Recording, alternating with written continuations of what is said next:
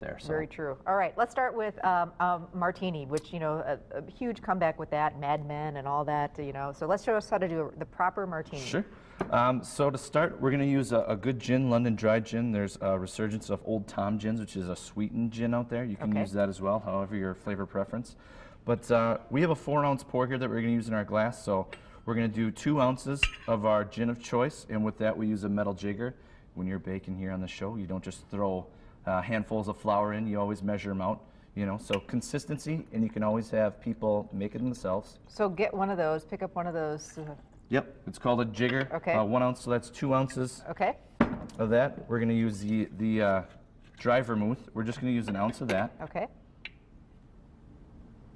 And some people like a little bit less, some like a little more. For the people that like a little bit less and are more of a gin purist, for that, we just pass the bottle over the glass, and that's just enough vermouth on for them. So we're going to add that. We're going to add a couple drops of orange bitters. Now this is the classic recipe. This is how it was intended to be, how it was made in the beginning.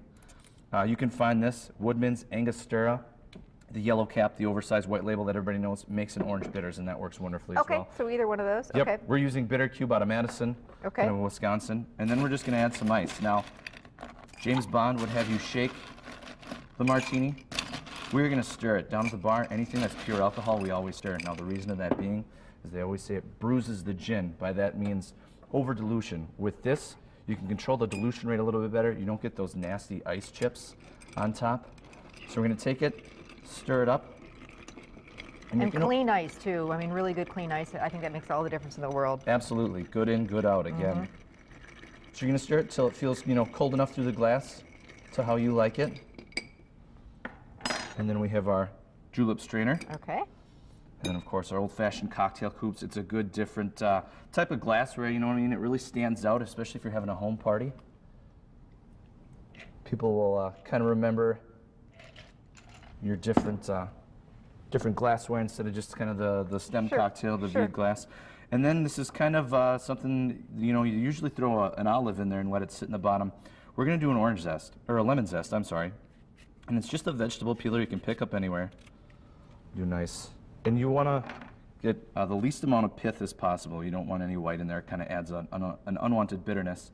And then we just spray the oil over the top, wipe the rim for your guest, and then for this one, we're just going to discard the zest. Just nice and classic. There you go. There it is, the classic martini. All right, do we have time for Manhattan? Let's do it. Sure. We'll just do it real quick. So it's going to be kind of the same portions. We're using Rye 1, which is a top shelf rye whiskey. You can use bourbons, you can use cognac that we have here as well. We're going to use sweet vermouth. Martini and Rossi is a good vermouth to go with. If you have a little extra cash to use, Dolan is a wonderful vermouth. So do 1 ounce of that, so 2 ounces of rye, 1 ounce of vermouth. Okay. Now it's not a Manhattan without 2 dashes of Angostura bitters.